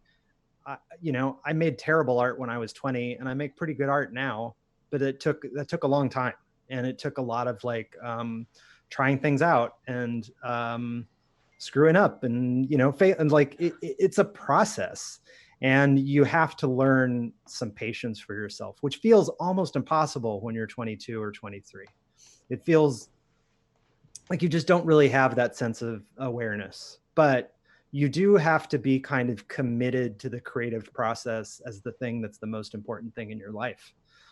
That was the thing that has always been my solace through like good times and bad times, was that I had this pursuit that I really cared about. And that part of that pursuit is like, it's an intense relationship. It's you spending a lot of time by yourself, self-interrogating, thinking about what you're doing. And I think that has been my main motivating force in making this film, or other things that I've worked on as well. The other thing is, if you're just like, learn from people, surround yourself by people who are doing things similar to you, go to a place where you find inspiration from your community, try to seek out real experiences. And the other thing is, learn how to finish something. And that could be anything. That could be making a zine. It could be making a website. It could be having like an art show in an old storefront. It could be like booking 5 shows with your band and driving somewhere. It could be putting up a line of clothing on Etsy. I don't know what it is, but really the act of learning how to finish something is the thing that you can carry over project to project to project. Yeah. So that's that. And that's something I didn't figure out how to do until I was about 27. And me and Chris can tell you that's what we tell all of our animation students, because animation is notoriously labor intensive, so they often get 75% done and then don't finish. And it's not about perfection, it's about learning how to finish things. Yeah, and it's also about like making shit that's bad and being like, that's done. That guy, you can't like just make one brilliant thing. You have to make like 50 shitty things, and then that brilliant thing will come across eventually. Yeah, I worked as a dishwasher in college, for a period of time, and one of the other guys that I washed dishes with had gone to the same art school I had, and he'd been working on one painting for 10 years. And it was this like huge painting with all this stuff going on in it. And he was like, it's going to take me another, and I was just, that was as like a big lesson to anything else. My entire time in art school was just like, finish something. seeing that was going to become an impossible life's work for this guy. He was never going to fit, like, and it seemed to be like so self-torturing. So I would, just make stuff and make relatable goals and find collaborators who also know how to finish things. Yeah, that's a skill. Immediately about Matt, and I'm like, you were just like saying something about how you've been drawing, like you've been working on stuff for 15 years or whatever. So I was thinking, okay, so, but you also were like, I'm going to make zines, I'm going to make Boys Club, and I'm going to distribute it. So how do you, Matt, as an artist, balance this desire to take 10 years to finish something with the desire to make something that you can either mass produce or share? We'll say quickly, Matt is extremely prolific. Like Matt is always churning on something. So yeah. Well, thank you. Yeah, I think, well, I say 15 years, but it's like, it's almost like a greatest hits album or something. So it's like within that 15 years, all of the artwork within it was part of an art show or part of a project or part of something that was finished. So it's more of a archive, a collection. Yeah. Okay. So, so you're not that guy. You're not still working on your one big painting. No, I don't think so. I am. Here's the beginning of dude, that's cool. Yeah, I mean, what was the question? Sorry. What's your advice for independent artists that are trying to not make a name for themselves, but just do their thing, stay happy, stay focused, and like excel in their craft? Like, I'll be right back. What do you? Cool. What inspired me when I was a kid was going to the bookstore and looking at an H.R. Geiger book, looking at a Salvador Dali book, looking at a Hieronymus Bosch book or an M.C. Escher book, or these kind of visionary artists that could do basically magic. And I had this window into, I was just so blown away by all this stuff. And I was like, I want to do something. So I almost, this is going to sound pretentious as hell, but I think I'm kind of conscious of me dying. And, we all have this like finite time to create stuff. I don't really think too much about how it's going to affect. I do kind of think about my legacy, and maybe that's why I get kind of annoyed just talking about Pepe all the time, because I never even, Boys Club was kind of a throwaway project for me. It was just kind of something fun that I did for my friends. And that's going to be the thing maybe that people know or something, so, which is great. I'm thankful that I'm even able to talk to you guys and try to articulate my creative process. Not everybody gets this opportunity. So, but I think for me personally, I kind of have I've always had a compulsion to do artwork. So it's kind of like something that if I go for a long period of time without doing it, I get sad. I almost have to do it, maybe as an escape, but also as a way for me to process reality, to process my dreams, to process things that I don't understand. I try to come up with characters to represent things that I'm thinking about, whether it's ecological disaster or violence or love or all this stuff. I think I really enjoy coming up with these kind of like archetypal kind of Muppet like creatures or characters to kind of represent things that I'm thinking about. And it kind of helps me not to think about it so much. If I get, it's like if you have a voice in your head that's controlling your life, if you want to overpower that voice, it could be good to write a journal entry or to write a note to your dad that you hate or something, and through writing that you'll see first that your thoughts are kind of stupid and they're controlling you, and maybe you can take the power out of them by creating something, or by acknowledging them, putting them on paper, and then you can process them even better. And the things that I try to process, maybe language doesn't even have a way to talk about the psychedelic experience, or to talk about having a an alien stick something up your ass, I'm actually Way to really stick the landing curious on that about- answer. Yeah. I'm really curious about, like, do you, like, when you going through Mind Viscosity is like, it's a completely different experience, and like knowing that it's a collection now, it's a little bit different. And I think next time I go through the book, I'm gonna see it as like more of an art exhibit. But like going through it in a sequential, the way that you move through a book, it's very meditative. And I just wondering, like, with all these different characters, do they have like a purpose? Do you give them some sort of name, or some sort of like you were just saying, like it's a way to understand like something that you can't put into words? Is there, what's like the level of detail that like you have just internally about all these characters that you're creating, or is sometimes it just come out of you? Just to give kind of a weird example, before the Pepe thing took off, I was kind of using frogs as a shorthand for kind of like everymen, or maybe something that was being exploited, or something that was even food for something that was more dominant of it. And then I have this reoccurring character in Mind Viscosity that's like it looks kind of like Alf, but it's also this like black, it's kind of a mix between Alf and then that black wolf from Neverending Story that's chasing him. Mm-hmm. It's like into the creature. I think that's the first drawing, the first postcard I saw was that character. Oh, okay. Yeah. So to me, that guy represents kind of dominance, or but not from a bad place too. Like he also has a kid. Yeah, like that kind of guy. Yeah.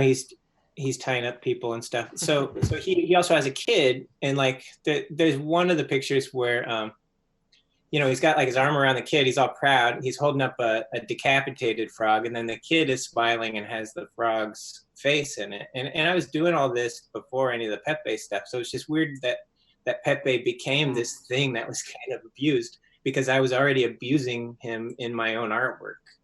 It's trippy. Yeah. And you can see it through that book. Every time you see this like character, he's always like dismembering a frog, or biting his fucking eyeball out or something. It's true. Weird. He's a tyrant. So are you admitting to us right now that Pepe is sort of a beta male? Yeah, I mean, definitely. I mean, he's an exploited guy. I know. He's riding this bird like a boss in this one. Yeah, he's got a great centerfold as like a 90s like candy raver too in that book, which is fantastic. Oh, yeah. Yeah, I take that back.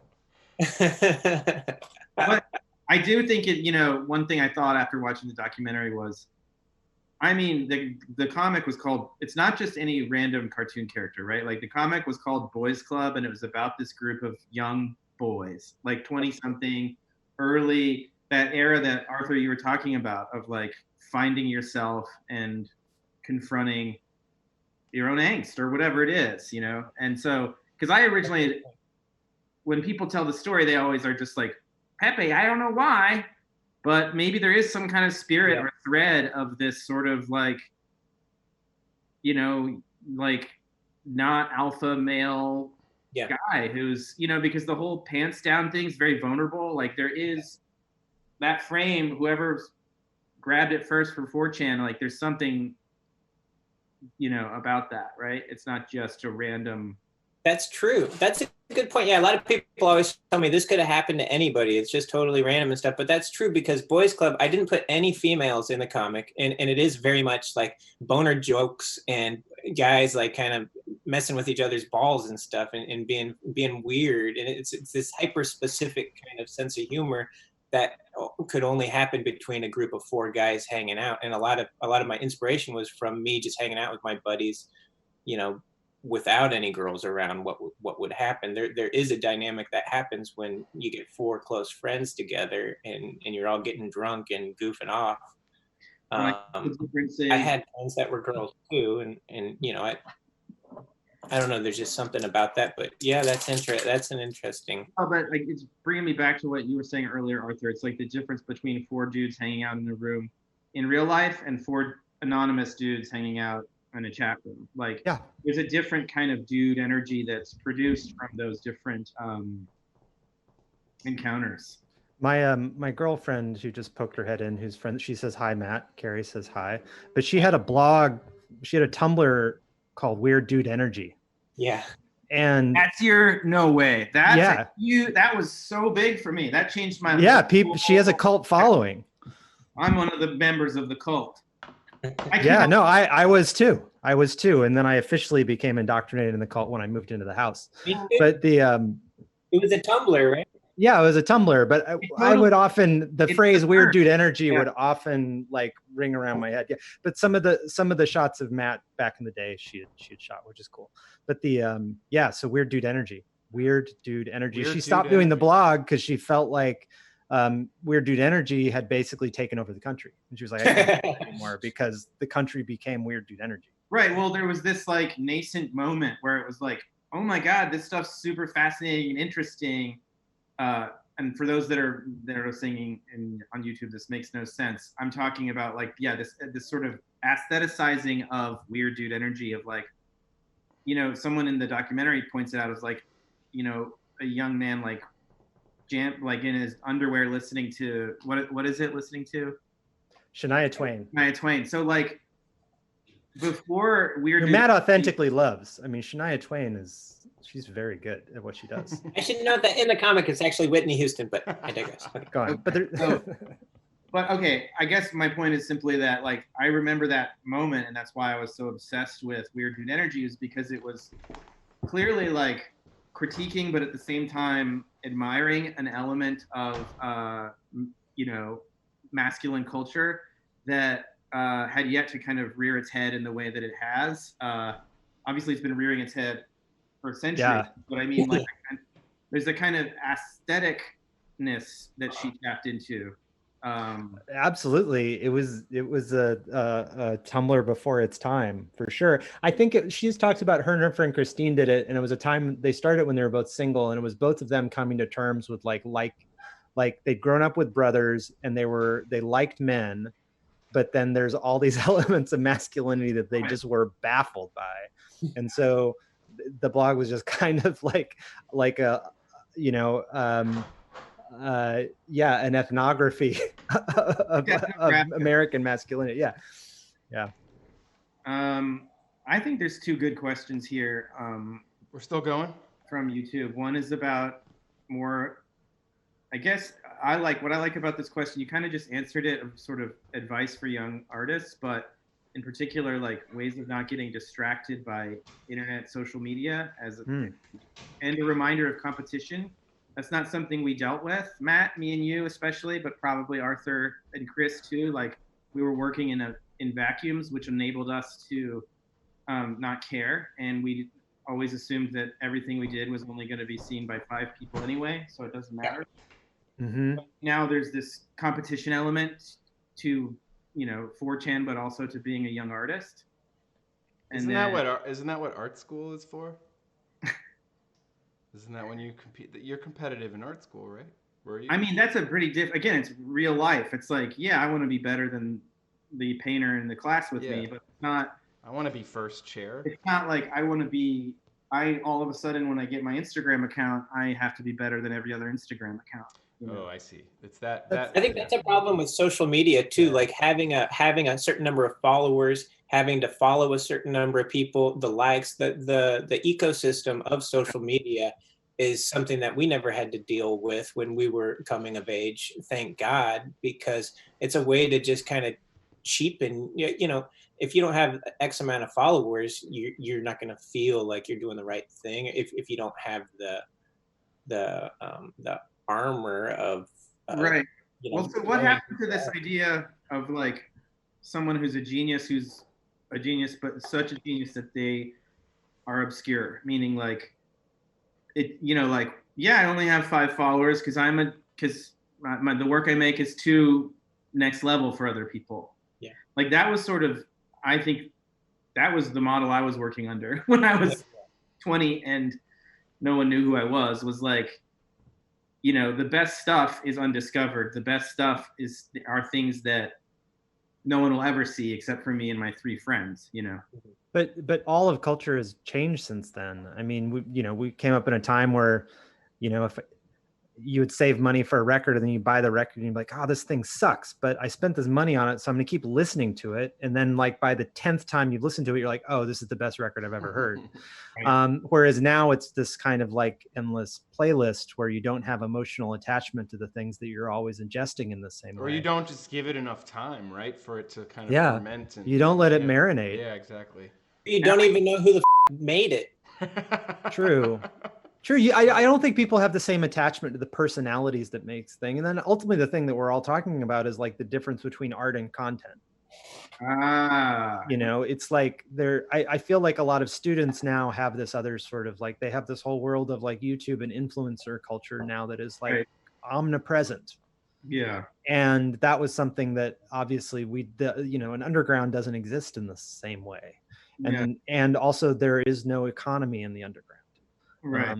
So, we also came up in an era where you could kind of eke out a living, working at like a bookstore, a record store, or a venue, and then also doing art on the side, whether that was music or art or something like that. And those entry level art jobs don't really exist in the same way they used to. Wow, Arthur, I've never thought about that, because when you were saying earlier this thing about the sort of archetypal lost dude who's like, I don't want to work at Walmart. Like a space for them in the 90s would have been comic book store employee or something. Any number of things where you would also found a community, or your coffee shop wasn't Starbucks. It was like a random place with like 4 or 5 other people who you kind of found your tribe. Tasted like crap. Sometimes, it was, but it was like, I mean, I think probably for our generation, it was like super formative. So, there is this kind of other, I mean, in art school, the conversations we were having about this were like, based on kind of death of the artist, that like famous essay by Roland Barthes or whatever. But now it's really about like, how do artists survive as brands in this system? Like, how do we all eke out, like sort of, how do we eke it out in the gig economy? We're all in the, and so I do feel like there's a different pressure that kids have now coming out of people school. Want to go viral too. Like there's a concerted effort to put out so much shit that something's bound to catch. Like that guy who's like skateboarding, lip syncing a song or whatever. Now Fleetwood Mac, the Fleetwood Mac thing, which I thought was beautiful and great, and there's a reason why it caught on. But it's like that guy was doing videos like that for years before that one finally. He had to chase clout a long time for that to be his moment, for sure. Yeah, but people. But he's also genuine and pure. Yeah. Moment now with that's how the ecosystem works now. I don't want to believe though, just in terms of. Maybe I don't think this is devil's advocate even. Like I really don't want to believe though that like this new situation that kids are growing up with doesn't allow for like the thing you said, Arthur. It feels so sad to me of like that kids growing up today don't have these formative experiences in the same way, and I'm just thinking there's got to be a way that they're going to have formative experiences in their own way, and that will then in 20 years they're going to be in our position being like, yeah man, back in the day like social media was so like really made me feel great. I don't know, like you're right, maybe we just sound like, maybe we all sound like old timers, I don't know, but I do think that it's just like input is so different now. So if you're someone that makes something and puts it online and you receive all of this, say, negativity, if you happen to get trolled by a group, or if no one does see it, you take that personally. Right. Like it's just all the feedback is totally different. I almost think what you're saying is that it's like not better or worse, just like almost incomparable or something. Like I think they're swimming in a different oxygen. Yeah, like what the analogy I love is just that like art is not, the definition of art, capital A, is like a moving target, meaning it's like might not even be the same thing that it was when we were making things. Like it might go by the same name, capital A art, but it could be a completely different practice, based off of things like social media and capitalism, etc. It's like maybe it has no relation to what we studied or what we were excited about, and that's okay. Yeah. I mean, I fundamentally agree with you. I think we have to agree with that. I mean, art is an expression of the culture you live in and the individual people dealing with that expression. So yeah, I think one guy that I like, a younger guy that all gas no brakes. Have you guys seen this guy? I love it. Yeah, I he's think great. that guy is like taking full advantage of whatever situation we're in and creating some amazing artwork out of it. I'm like really inspired by what he's been doing. I think it's He's great. There's always people that are like figuring out how to deal with the present condition. I'm not just like that's a good example of someone who's figured it out from my perspective. Yeah, he's figured out how to navigate social media for sure. Also, he's a great documentarian. He's really good. Are you into it, Chris? Yeah. Dive in, everybody in the YouTube. If you're not already, I also love New York Nico. I don't know if anyone follows him on Instagram, but it's like a slightly more. He's a guy who just kind of features old school New York personalities and business, and it's like my mom. He's a great. Did you tell my mom about that? I think I probably did. We went to one film festival where Matt didn't come to the film festival, so he hung out with his mom. It was great. I should go. Now that I didn't know there's going to be a damn pandemic afterwards, I feel bad.